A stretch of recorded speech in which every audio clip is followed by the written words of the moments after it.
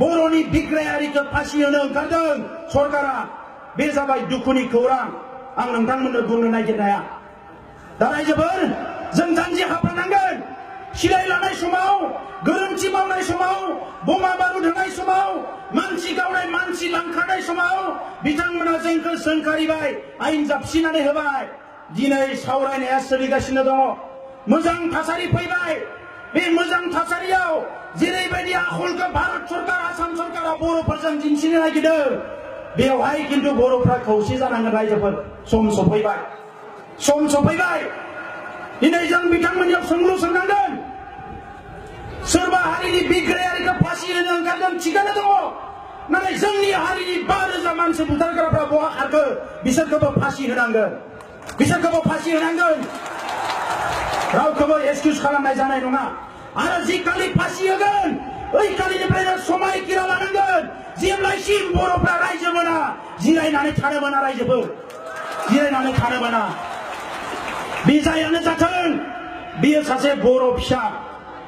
दिनै जोंनि गोरबोआ गाबखांदों मा आखल बेलाय इलेक्सनफ्रा सोमावसाराखै नामा इलेक्सनफ्रा मानसि बुथाराखै नामा आलफाफ्रा मानसि बुथाराखै नामा सोर मानसि बुथाराखै आसामनि हिस्ट्रियाव सोरखौ फासि होदों आसाम सरकारा सोरखौ फासि होदों बर' दिनै दिल्ली सरकारा बिथांमोननि एजेन्सिसफ्रा मा खालामदों दिनै नुवाखै नामा बिथांमोना रायजोफोर जोंखौ खुगा गैया होननानै रायजो गैया होननानै आयेन कानुना जोंनि आखायाव गैया होननानै बिथांमोना जा गोसो बेखौनो खालामगोन जों आरो सहायनानै थागोन बियो कुनु दिन जानो हाया रायजोफोर बे कुनु दिन जानो हाया जेब्ला बर' आइजोफोरखौ जिनाहारि खालामदों जोंनि आइजोफ्रा राजा लामायाव ओंखारदों जेब्ला बर' जोहोलावफोरखौ नायगार गावथारदों जोंनि रायजो राजा गोरिब गुन्द्रा आइ आफाया राजा लामायाव ओंखारदों आरो दिनै बर'फ्रा खौसे लेखा गोरों लेखा रोङै बयबो खौसे बर'फ्रा दिनै साफ्रोमबो बर' फिसायानो बड'लेण्डनि थाखाय बर'नि सोमावसारनायनि थाखाय खौसे आरो बेबायदि समाव जुदि सरकारा जोंनि हारिखौ ध्वंस खालामनायनि हाबाफारि लायोबा बेखौ जों कुनुदिन सहायनो हानाय नङा रायजोफोर दा नंखायनो आं नोंथांमोनखौ खावलायगोन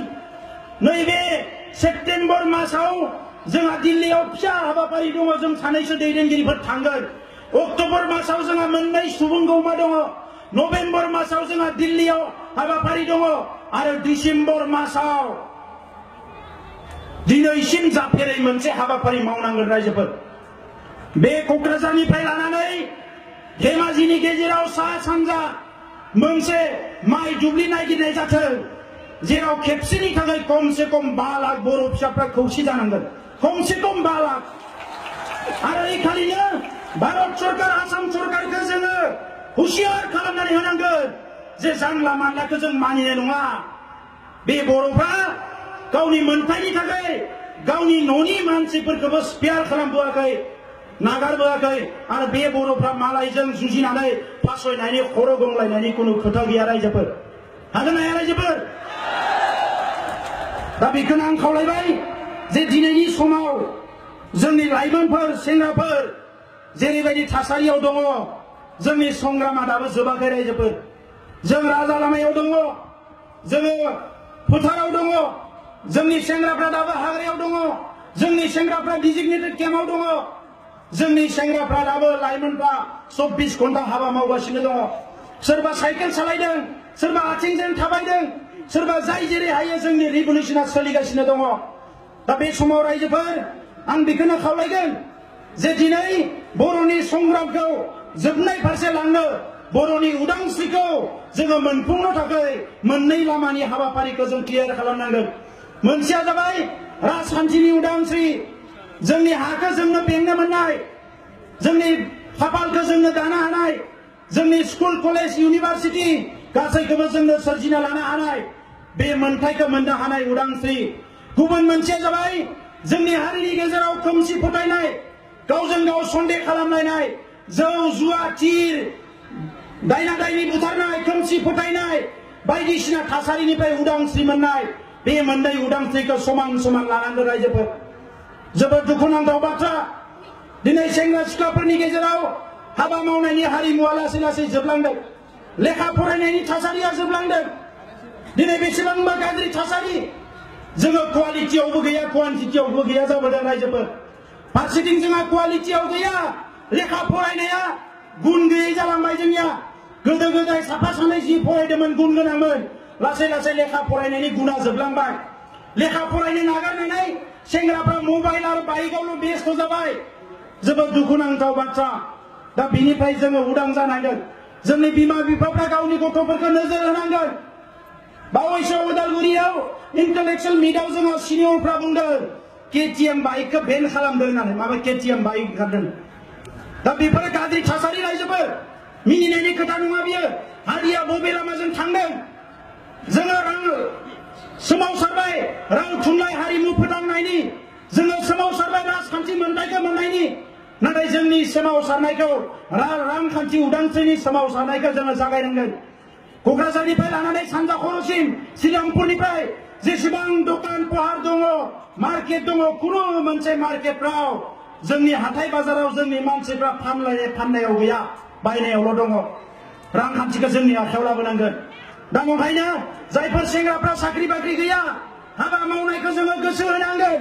मालाया जोंखौ जाहोफैनाय नङा रायजोफोर दिनै थासारिया मोजां जाबाय समा मोजां जाबाय जोंनि इन्टेलेक्सुवेलफ्राबो खोथा बुंनांगोन मोनसे समाव बुजिस्लाबैयाव जोंनियाव खोथा बुंलायनो हानाय थासारि गैयामोन इन्टेलेक्सुवेल फोथारफोरा खोथा बुंबाबो बुथारलायनाय साजा होनाय जायोमोन केपिटेल पानिशमेन्ट होनाय जायोमोन दा बेबायदि थासारि गैला जों ओंखारबोनांगोन गुबुन फारसेथिं गावखौनो गेरेमसा आरो गेदेमा हारि महरै गायसननोब्ला गुबुन हारिफोरखौ अननो रोंनांगोन गुबुन हारिफोरखौ मान होनो रोंनांगोन बिसोरो जोंखौ जेसेबां मुगैथों जोंनि जेसेबां इनाय सानथों जोङो जोंनि आखलाव बिसोरखौ बे आखलखौ दिन्थिनाङा दिनै मालायफ्रा जोंखौ कनस्पिरेसि खालामो जोंनि सायाव फान्दायो जोंखौ बोरै धंस खालामनो आसामाव दिनैबो गोदान गोदान पलिसि मालाबा 4 लेंगुवेज फर्मुला मालायनि रावखौ जों फरायनांगौ मालाबा माबा माबि जोंनि सायाव जाबसिननानै होनो नागिरो नाथाय जों बेखौ गनायबोआखै दिनै एलपि स्कुलनिफ्राय लानानै इउनिभार्सिटिनि बर' मिडियामाव प्रब्लेम जेंनायानो जेंना मास्टार गैया मा गैया बर' मिडियामा थैहां थैहां अबस्था बे मानि थाखाय जाखो आसाम गभर्नमेन्टआ बेखौनो खालामदों राव थुनलाइ हारिमु सिबिनो जायगा गैया ओरैबायदि अबस्था नंखायनो जेराव दङ जोङो बेवहाय जोंनि राव थुनलाइ हारिमुखौ मोजाङै सिबिनांगोन रायजोफोर हारिनि फारसे सांग्रां जानांगोन बेनिखायनो दाख्लै बे उदालगुरियावनो इन्टेलेक्सुवेला खावलायनाय बायदि आंबो बुंनो नागिरदों जे दिनै जोंनि जातीयताबाद माहारिबादा सोंलु फैदोंनो मानो बर' गथ'फ्रा गावनि बिमाखौ आइ आरो बिफाखौ आफा होनला दा सासे सानसुमैया होनदों जे खमसे खम 70% जोंनि बर' गथ'फ्रा बिमा बिफाखौ आइ आफा होनला ओंखायनो आं खावलायदों फैगौ 2 अक्ट'बर महात्मा गान्धीनि जोनोम सान आरो महात्मा गान्धीया ब्रिटिशनि जिखौ गाना होननानै खुना गारनानै भारतनिफ्राय माने ब्रिटिशनिफ्राय भारतखौ उदांस्रि लादोंमोन आरो जोंबो बर'आ उदांस्रि मोननो थाखाय गावनि हारिखौ मुलुगाव गायसननानै दोननो थाखाय बे महात्मा गान्धीनि जोनोम साननिफ्राय मालायनि राव मालायनि सोदोब बेखौ गावनि बिमा बिफाखौ लिंनायाव बाहायनो मोना बर' रोंदारों साफ्रोमबो मुलुगाव थांना थानाय बर' फिसाफ्रा गावनि बिमाखौ आइ आरो बिफाखौ आफा होननांगौ लाजिनायनि खोथा गैया जातीयताबादा बेनिफ्राय जागायनांगौ रायजोफोर जोंनि गाननाय जोमनायखौ फोथांनानै लाखिनांगोन बे गासैबो खोथाफोरखौ साननानै आङो नोंथांमोननो बेखौ खावलायदों जे टटेल रिभलुसननि खोथा जोङो माखासे बिथिङाव कमप्रमाइज खालामनो मोना दा आं बारा गोलाव बुंला रायजोफोर जोंहा माखासे दैदेनगिरि दङ बयबो गुसुं गुसुं बिबुंथि लाखिगोन दिनै जोङो फिन नैबे सुबुं गौमानिफ्राय जोंनि जार्निखौ जोङो सुरु खालामफिनबाय आरो बिनि उनाव कन्टिनिउ मुभमेन्ट जागोन कन्टिनिउ गुबुन गुबुन हाबाफारि जागोन दा बेवहाय माइ हानायजों लोगोसे न'खरनि खामानि मावनायजों लोगोसे जाहाथे सोमावसारनायखौ गोख्रोङै लांबाय थायो दिनै आसामाव इन्डियायाव आं दानिनो बुंदों सरकाराबो आसरित जिनिस जाय होख्रावो जाय बुंनो रोंगो जाय माने आगोलाव थाङो बेखौसो नायसनो जाय उनाव थायो बेखौ मालाबाबो नायसनजाया दा बेनिखायनो जों ओरैबायदि थासारि खालामनानै दोननांगोन इन्डियायाव गाबोन गोदान रायजो सोरजियोबानो 1 नाम्बाराव जाहाथे बड'लेण्डनि नामा फैग्रोयो दा नंखायनो आं सेंग्राफोरखौ खावलायदों दिनै टुइटार फेसबुक जि जायो कन्टिनिउ बड'लेण्ड आन्दोलना सानसे जाबा मा जानो मास मोनसे गाहाम बेखौ टुइट खालामबाय थानांगौ हरबाय थानांगौ मिडियायाव जोंहा बियो ओंखारबाय थानांगोन दा अब्लासो बे बड'लेण्ड आन्दोलन दिनै गुबुन जायगानिफ्राय फन खालामो मानसिफ्रा नै नोंथांमोना ओरैबायदि प्रग्राम खालामदों इ मुभमेन्ट खालामदों राजा लामा जथेदों बिराद सोलिगासिनो दङ जोंनिफ्रायनो गुबुनफ्रा सोलोंगासिनो दङ होनदों आरो आसामनि बे हारसाफोरखौ जुदि एसे गोसोखौ गलि होनांगौबा गोसोखौ थेर बेथेर खालामनांगौबा जोंनि सोमावसारनाया गोख्रोंनिफ्राय गोख्रों जानांगोन बिथांमोननि अबस्थायाबो मोजां नङा रायजोफोर दिनै एनआरसिखौ लानानै सिटिजेनशिप बिलखौ लानानै बिथांमोननि अबस्थायाबो गाज्रि बिथांमोना सानदोंमोन मैदेराथ' खुनुदिन सरकार दानो हाला ओंखायनो बिबारावनो गाखोनानै जाथिखौ दानोसै थाङै थुङै बिबारखौ दिनै सरकार दाहोना लाबाय बिथांमोनाबो बुंबाय जाति माति भेटि हा बिथाखौ सोरजिगोन हारिखौ लाखिगोन बेबायदि बुंनानै सरकाराव फैबाय गोदै गोदै बुंनानै नै सरकाराव जिरायना लानानै एनआरसिनि खामानिया गन्डगोल जाबाय सिटिजेनशिप बिल पास खालामबाय दायो कुनु मोनसे खामानिया गद गैला दिनै अबस्थाया बिथांमोनाबो जोबोद गाज्रि आरो बिनिखायनो बुंदों hit the iron when it is hot सोरा जेला गुदुं जायो अब्ला देनांगौ अब्लासो सिखा रुवाया जोङो सोरजिनो हायो ओंखायनो दायो आसामा गुदुं जादों बे गुदुं जानायाव सिरि थानो मोना रायजोफोर जोंहाबो गावनि जायगायाव गावनि आवाजखौ होबाय थानांगोन खालि जोंहा नन भायलेन्ट रावखौबो जोङो गोरोन्थिखौ खालामनाङा सोरबा अन्थाइ खुबैदों सोरबा माबा मोनसे आखल दिन्थिदों बेफोरखौ लानानै जोंहा खर' सानो नाङा जोङो जाहाथे बेवहाय एकदम डिसिप्लिनजों थाङो डिसिप्लिनजोंसो जोङो दावहाखौ देरहागोन रायजोफोर आंहा 100% बिश्वास दङ जे बड'लेण्डनि जि सोमावसारनाय बियो जिर' थांनाय नङा दिनै नङा गाबोन बड'लेण्डआथ' जाखानांगोनानो बेजों लोगोसे बर' आइ आफाफोरनि हास्थायनाय गांनाय उखैनाया सानसे नङा सानसे जेरैखि जाया जाफुंगोन आरो बियो जोंनि खामानि मावनायनि सायाव सोनारगोन এই সময়ত মই এইটোকে ক'ব বিচাৰিছো আজি অসমত জাতি মাটি ভেটি গড়া এটা চৰকাৰ আছে তেখেতসকলে কৈছিলে খৰাইঘাটৰ শেষ ৰণ আৰু এই খৰাইঘাটৰ শেষ ৰণত অসমীয়া জাতি বচাও হ'ব আজি কি কি কৰিছে অসমৰ ৰাইজে দেখিবলৈ পাইছে অসমীয়া জাতি বাঁচাইছে অসমীয়া ভেটি বাঁচাইছে না অসমীয়াৰ মাটি বাঁচাইছে অসমৰ ৰাইজে খুব ভালদৰে জানে আমিতো খুব ভালদৰে নাজানো কিয়নো সেইটো জানাৰ সুযোগ আমাক দিয়া নাই চৰকাৰো দিয়া নাই আৰু বেচৰকাৰী জাতীয় বিগম নেতা সংগঠনবিলাকো আমাক এই সুযোগটো দিয়া নাই গতিকে আমাৰ খুব ইচ্ছা থাকিল অসমত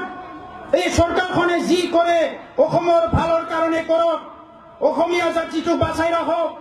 ইয়াৰ ভাষা সংস্কৃতি থলুৱা যি বাৰে বৰণীয়া সংস্কৃতি বাঁচাই ৰাখক সেইটোৱে আমাৰ তৰফৰ পৰা শুভেচ্ছা থাকিল কিন্তু আমাৰ প্ৰশ্ন এই চৰকাৰখনে আমাৰ ভাষা সংস্কৃতি ৰক্ষণাবেক্ষণ দিবনে নাই আমাৰ ভূমিৰ নিৰাপত্তা দিবনে নাই বড়োসকলে আজিলৈকে এই সংগ্ৰামত নিজৰ ভূমিত নিজৰ মাটিত নিজৰ দেশত নিজৰ ৰাজ্যত নিজৰ পিতৃপুৰুষৰ যিটো সম্পত্তি ইয়াৰ অধিকাৰৰ সংগ্ৰাম কৰাত ৫,০০০ শ্বহীদ হ'ব লগা হ'ল আমি প্ৰশ্ন কৰিবলৈ ওলাইছো এই ৫,০০০ শ্বহীদ কিহৰ কাৰণে হ'ব লগা হ'ল এই ৫,০০০ক যিসকলে হত্যা কৰিলে এই হত্যাকাৰীবিলাক ক'ত আছে এই হত্যাকাৰীবিলাক শাস্তি দিবনে নাই আজি ভাৰতবৰ্ষৰ অসমত উত্তৰ পূৰ্বাঞ্চলত নতুন কিছুমান যোজনা চলাইছে আজি ফাঁচি দিয়ালৈকে গৈছে আমি দেখিবলৈ পাইছো সংগ্ৰামীসকলক ফাঁচি দিয়ালৈকে আজি গৈছে কিছুমান এজেন্সিৰ হাতত এৰি দিছে যিসকলে অধিকাৰ বিচাৰিছিলে সংবিধানিক অধিকাৰ কিছুমান এজেন্সিক ঠিকা দি দিছে আপোনালোকৰ দায়িত্ব নাই নেকি ইফালে কৈছে আমি সকলো ভাতৃত্ব মিলি থাকিব লাগিব একে জাতি একে ভাই মিলি থাকিব লাগিব আজি এই মিলি থাকাৰ কাৰণে যদি সকলো চিন্তাই কৰিছে কিয় কিছুমান এজেন্সিক এটা জাতিক ঠিকা দি দিছে আপোনালোকে আমাৰ প্ৰশ্ন আজি নৈলিক যিসকলে হত্যা কৰিলে কাৰোবাক ফাঁচি দিয়া হ'ল নেকি গহপুৰত যিসকলে হত্যা কৰিলে কাৰোবাক ফাঁচি দিয়া হ'ল নেকি আজি আলফা ইলেকশ্যনৰ সংগ্ৰামত যিসকলে হত্যা হৈ গ'ল এইসকলক ফাঁচি দিয়া হ'ল নেকি আজি চৰকাৰে কি নীতি অৱলম্বন কৰিছে আমাৰ প্ৰশ্ন জাগিছে এই বড়োসকলৰ সংগ্ৰামত ২৫,০০০তকৈ বেছি জেলত যাব লগা হ'ল কি কাৰণত জেলত যাব লগা হ'ল কিয় এই মানুহবিলাক জেলত নিয়া হ'ল এই প্ৰশ্ন আজি সুধিবলৈ ওলাইছো আমি অসম চৰকাৰক কিয় এই ভূমিত আমাৰ নিজৰ অধিকাৰ বিচাৰিব পৰা আমাৰ যি অধিকাৰ নাই নেকি? এই ভাৰতৰ সংবিধান আমাৰ কাৰণে নহয় নেকি? এই জাতি মাটি ভেটি ৰক্ষণাবেক্ষণ দিয়াৰ কাৰণে সংগ্ৰাম কৰাৰ অধিকাৰ আমাৰ নাই নেকি? যদি আছে, কিয় এই 40 বছৰৰ সংগ্ৰামত 5,000 মানুহ হত্যা কৰা হ'ল? তো এই কাৰণে আজি আমি চৰকাৰক ক'ব বিচাৰিছো যে বড়োসকলে চিৰ প্ৰতিজ্ঞাবদ্ধ, যেতিয়ালৈকে বদলে নহয় ইয়াত হত্যাই কৰক, জেলতে থওক বা ফাঁচিয়ে দিয়ক, যেতিয়ালৈকে বদলে নহয় এই সংগ্ৰাম চলি থাকিব। আৰু আজি আমি কৈছো যে আমি অহিংসা গণতান্ত্ৰিক পদ্ধতিৰে আমি সংগ্ৰাম কৰিম। আৰু এই সংগ্ৰামত কোনোবা যদি ষড়যন্ত্ৰ কৰে, এই সংগ্ৰামটো যদি কোনোবা মুখিমূল কৰিব ওলায়, এইটো বিটিচিৰ ভিতৰতে হওক বা বিটিচিৰ বাহিৰতে হওক, বড়োসকলে সদায় সজাগ। এনেকা শত্ৰু, এনেকা ষড়যন্ত্ৰ বড়োসকলক আগত প্ৰতিহত কৰিব পাৰে নাই, আজিও নোৱাৰে আৰু আইন আহি থকা দিনতো নোৱাৰে। সেইকাৰণে আমি চৰকাৰক আহ্বান কৰিছো, অতি শীঘ্ৰে যি আলোচনাৰ নামত আলোচনা কৰি আছে, এই আলোচনাৰ নামত আলোচনা নকৰি পেলাই আপোনালোকে পলিচি লওক, আপোনালোকে সিদ্ধান্ত লওক, এটা সিদ্ধান্তত উপনীত হওক, যি সিদ্ধান্তই অসমীয়া জাতিক বাঁচাই ৰাখে, বড়ো ট্ৰাইবেল আৰু খিলঞ্জীয়া মানুহক বাঁচাই ৰাখে, তেনেকুৱা এটা আজি আপোনালোকে নীতি লওক। সেইদিনা দেখিবলৈ পাইছো ভূমিৰ নিৰাপত্তা, ইফালে বাংলাদেশৰ আগ্ৰাসনত ভূমি শেষ হৈ গৈছে, আনফালেদি চৰকাৰী নীতিৰ নামত তিৱাসকলৰ যিটো ভূমি আছিলে, যিসকলৰ তিৱা ৰাজাসকল আছিলে, আজি যি অঞ্চল বেলেগ সেই